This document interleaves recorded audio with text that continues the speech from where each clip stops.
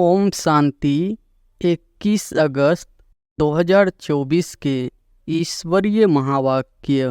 पहले एक नज़र मुरली के मुख्य पॉइंट पर।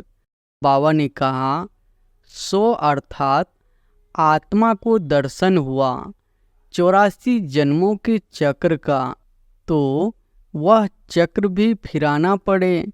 स्वर्ग में लक्ष्मी नारायण का राज्य था। अगर राधे कृष्ण का राज्य कहते हैं तो यह भूल करते हैं। राधे कृष्ण का राज्य तो होता नहीं, क्योंकि दोनों अलग अलग राजाई के प्रिंस प्रिंसेज थे। राजाई के मालिक तो फिर स्वयंवर के बाद बनेंगे।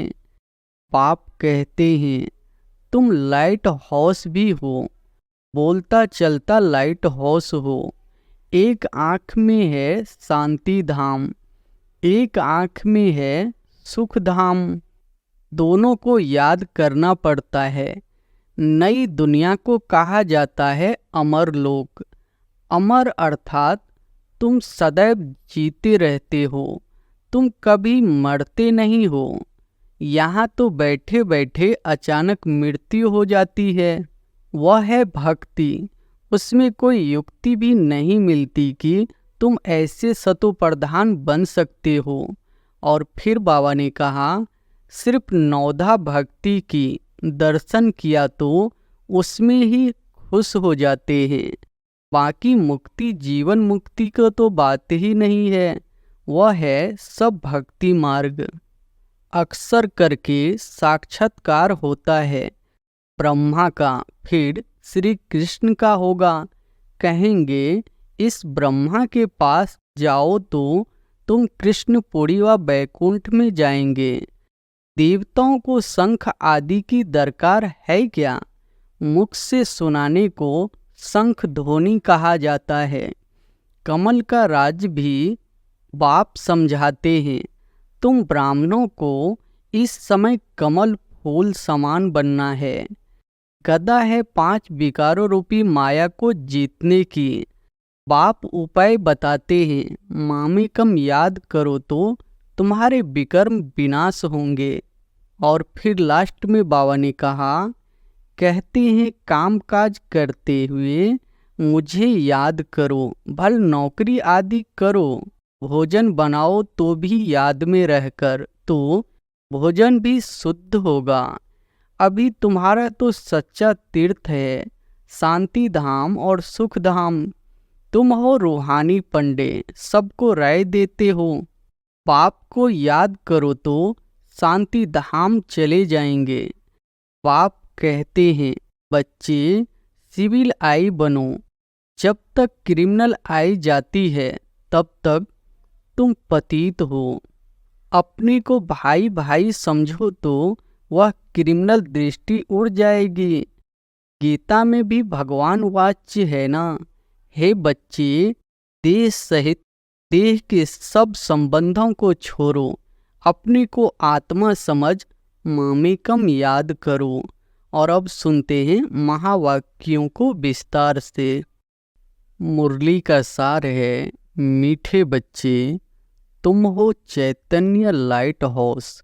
तुम्हें सबको बाप का परिचय देना है, घर का रास्ता बताना है। प्रश्न है, आगे चलकर कौन सा डायरेक्शन और किस विधि से अनेक आत्माओं को मिलने वाला है? उत्तर है, आगे चलकर बहुतों को यह डायरेक्शन मिलेगा कि तुम ब्रह्मा कुमार कुमारियों के पास जाओ तो तुमको यह बैकुंठ का प्रिंस बनाने का ज्ञान देंगे। यह इशारा उन्हों को ब्रह्मा के साक्षात्कार से मिलेगा। अक्सर करके ब्रह्मा और श्री कृष्ण का ही साक्षात्कार होता है। जैसे आदि में साक्षात्कार का पाठ चला, ऐसे ही अंत में भी चलने वाला है। ओम शांति। रूहानी बाप बच्चों से पूछते हैं, सबसे तो नहीं पूछ सकते। नलिनी बेटी से पूछते हैं कि यहाँ क्या कर रही हो, किसकी याद में बैठी हो। बाप की सिर्फ बाप की याद में बैठी हो या और भी कुछ याद है? बाप की याद से तो विकर्म विनाश होंगे। और क्या याद करती हो? यह बुद्धि का काम है ना। हम आत्माओं को अपने घर जाना है तो घर को भी याद करना है। अच्छा, और क्या करना है? क्या घर में जाकर बैठ जाना है? विष्णु को सुदर्शन चक्र दिखाते हैं ना। उनका अर्थ भी बाप ने अब समझाया है। सो अर्थात आत्मा को दर्शन हुआ 84 जन्मों के चक्र का, तो वह चक्र भी फिराना पड़े।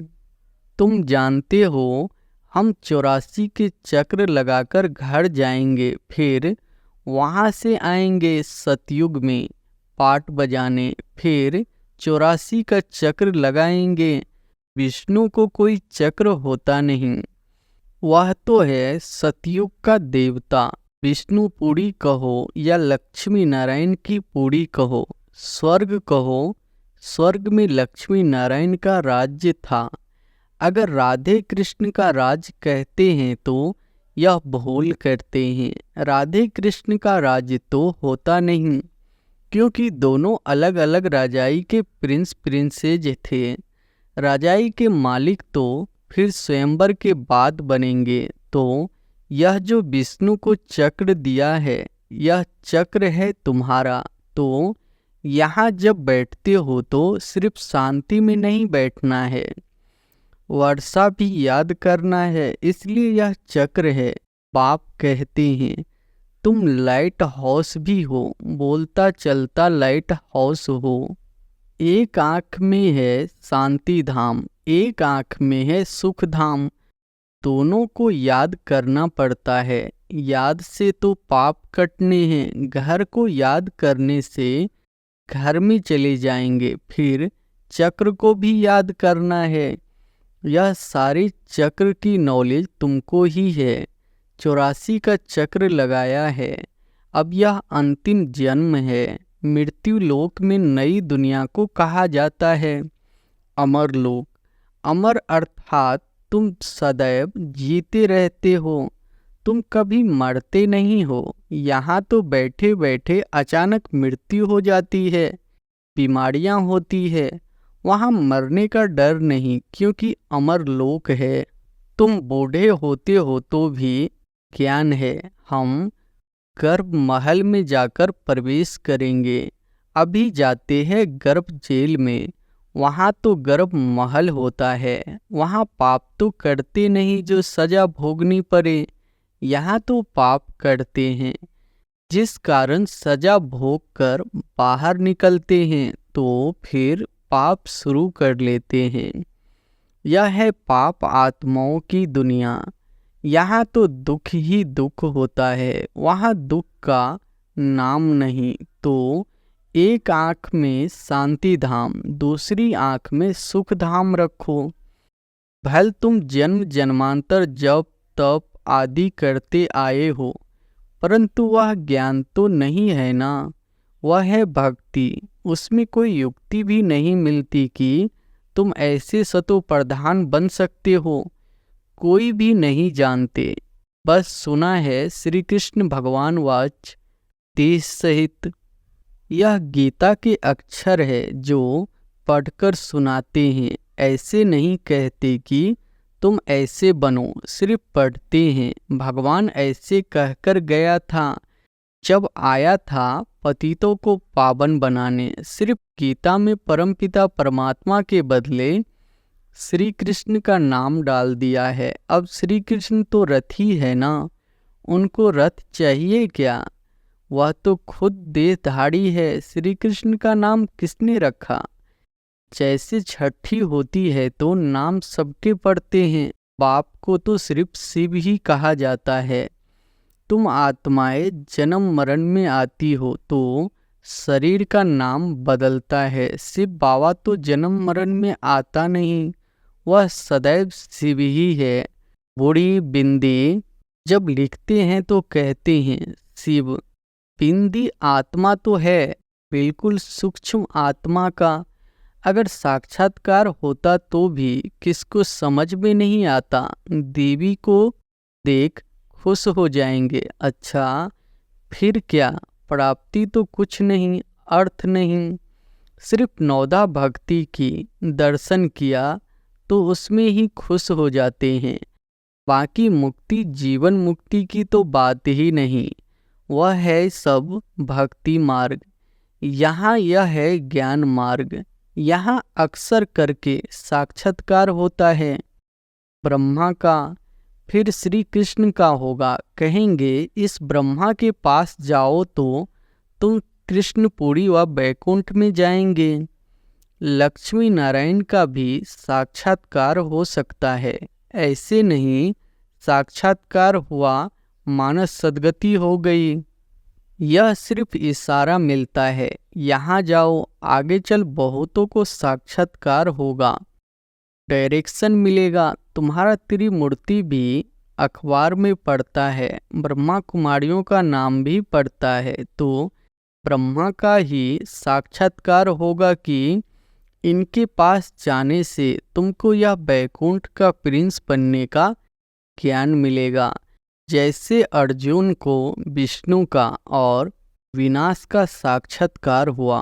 बाप कहते हैं तुमको कमल फूल समान बनना है, परंतु अस्थाई तो तुम नहीं रहते हो, इसलिए अलंकार विष्णु को दे दिया है। नहीं तो देवताओं को शंख आदि की दरकार है क्या? मुख से सुनाने को शंख ध्वनि कहा जाता है। कमल का राज्य भी बाप समझाते हैं। तुम ब्राह्मणों को इस समय कमल फूल समान बनना है। गदा है 5 विकारों रूपी माया को जीतने की। बाप उपाय बताते हैं, मामेकम याद करो तो तुम्हारे विकर्म विनाश होंगे।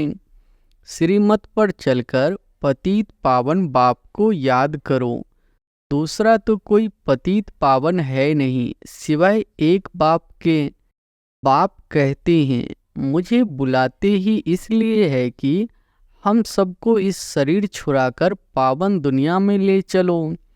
तो पाप ही आकर सब आत्माओं को पतित से पावन बनाते हैं, क्योंकि पतित आत्माएं तो घर में अथवा स्वर्ग में जा नहीं सकती है।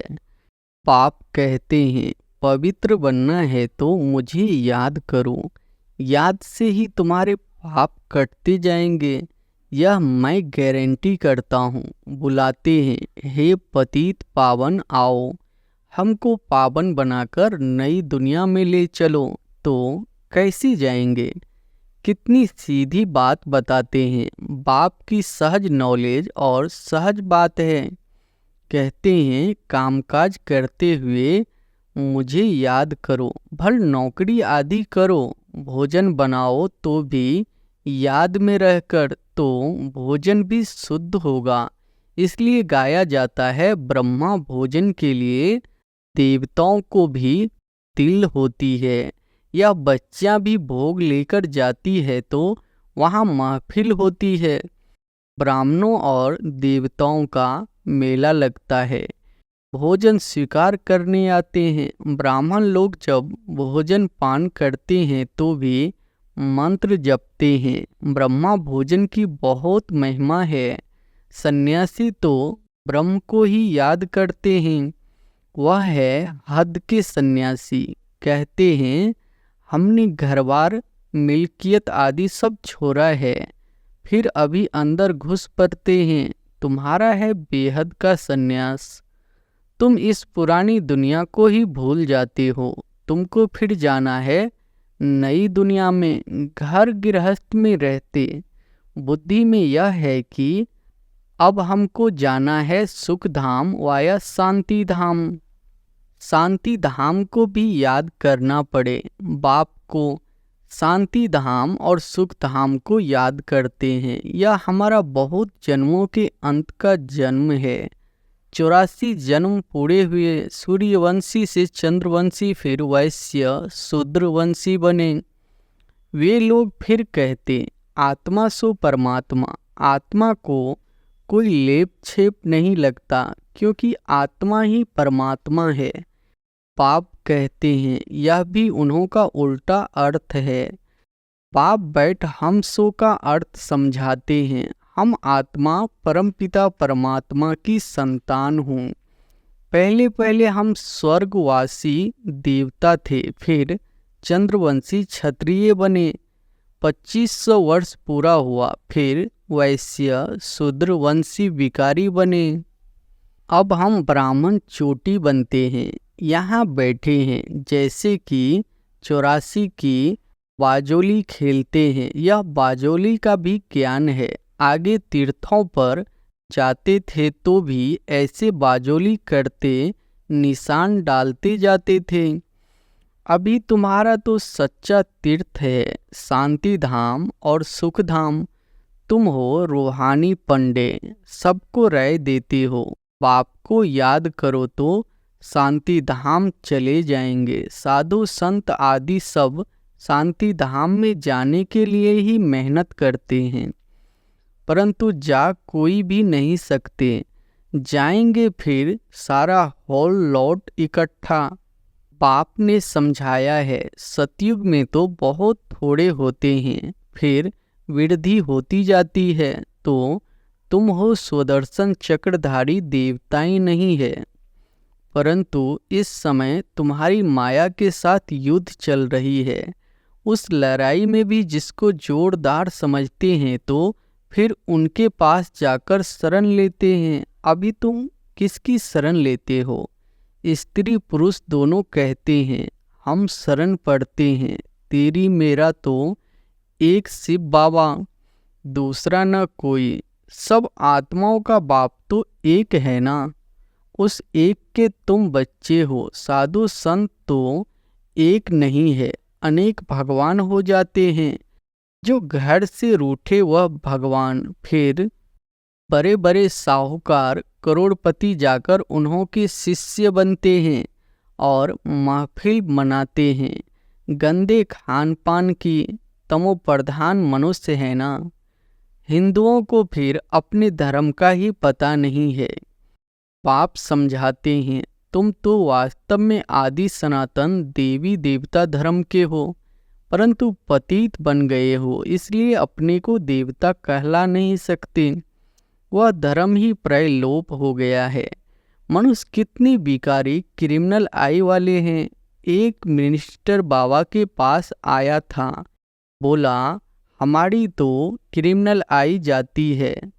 अब बाप समझाते हैं, बच्चे सिविल आई बनो। जब तक क्रिमिनल आई जाती है तब तक तुम पतित हो। अपने को भाई भाई समझो तो वह क्रिमिनल दृष्टि उड़ जाएगी। हम आत्मा भाई भाई है, एक बाप से वर्षा ले रहे हैं। आत्मा का तख्त यह भुरकुटी है, इसको कहा जाता है अकाल तख्त। अकाल आत्मा इस तख्त पर विराजमान है। यह तो मिट्टी का पुतला है, सारा पाठ आत्मा में ही भरा हुआ है। पाप कहते हैं, मैं 5000 वर्ष के बाद आता हूँ तुम बच्चों को वर्षा देने। तुम जानते हो हम आए हैं हेल्थ वेल्थ हैप्पीनेस का वर्षा लेने। सतयुग में अथाह धन मिलता है। तुम 21 पीढ़ी देवता बनते हो। बुढ़ापे बिगर कभी कोई मरेगा नहीं। यहाँ तो बैठे बैठे अचानक मर पड़ते हैं, गर्भ में अंदर भी मर पड़ते हैं। वहाँ तो दुख का नाम नहीं होता। उनको कहा जाता है सुख धाम। राम राज्य यह है दुख धाम। रावण राज्य, सतयुग में रावण होता ही नहीं। तो यह 84 का चक्र भी बुद्धि में तुमको याद रहेगा, बहुत खुशी रहेगी। तुम जानते हो हम नए विश्व के अर्थात सतयुग के मालिक बनने वाले हैं। गीता में भी भगवान वाच्य है ना, हे बच्चे देह सहित देह के सब संबंधों को छोड़ो, अपने को आत्मा समझ मामेकम याद करो। तुम्हारा सच्चा सच्चा खुदा दोस्त वह है। अल्लाह अवल दीन का नाटक, हातम ताई का नाटक सब इस समय के है। अभी मनुष्य कितना माथा मारते रहते हैं, बच्चे कम पैदा हो। बेहद का बाप कितना कम कर देते हैं। सारे विश्व में सतयुग में 9 लाख आबादी जाकर रहती है, बाकी इतने करोड़ों मनुष्य होते ही नहीं। सब मुक्ति धाम शांति धाम में चले जाएंगे। यही तो करामत की बात है ना।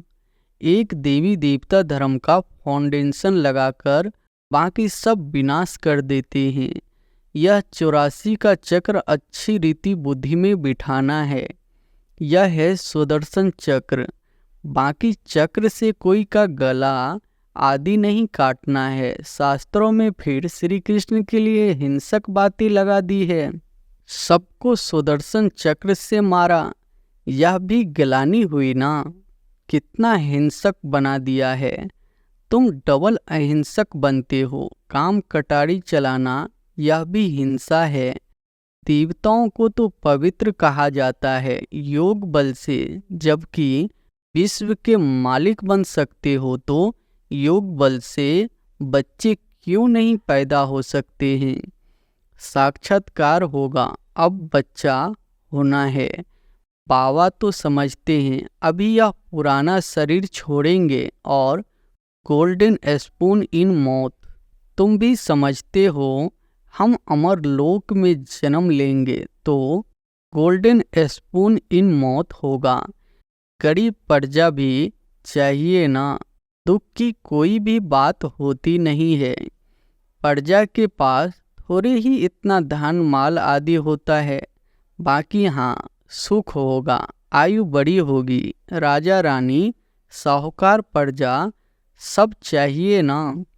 अच्छा, मीठे मीठे सिकिलधे बच्चों प्रति माता पिता बाप दादा का याद प्यार और गुड मॉर्निंग। रूहानी बाप की रूहानी बच्चों को नमस्ते। धारणा के लिए मुख्य सार पहली पॉइंट है, पाप की याद के साथ साथ खुशी में रहने के लिए 84 के चक्र को भी याद करना है। सुदर्शन चक्र फिराना है। खुदा को अपना सच्चा दोस्त बनाना है। दूसरी पॉइंट है, डबल अहिंसक बनने के लिए क्रिमिनल आई को बदल सिविल आई बनानी है। हम आत्मा भाई भाई है, यह अभ्यास करना है। वरदान है, सर्वशक्तिमान बाप को कंबाइंड रूप में साथ रखने वाले सफलता मूर्त भव। सर्वशक्तिमान बाप को कंबाइंड रूप में साथ रखने वाले सफलता मूर्त भव।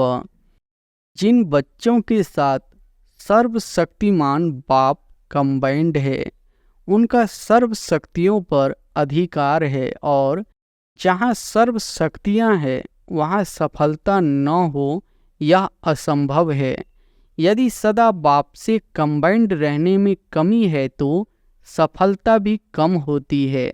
सदा साथ निभाने वाले अविनाशी साथी को कंबाइंड रखो तो सफलता जन्म सिद्ध अधिकार है, क्योंकि सफलता मास्टर सर्वशक्तिमान के आगे पीछे घूमती है। स्लोगन है, सच्चे वैष्णव वह है जो विकारों रूपी गंदगी को छूते भी नहीं। सच्चे वैष्णव वह है जो विकारों रूपी गंदगी को छूते भी नहीं। अच्छा, ओम शांति।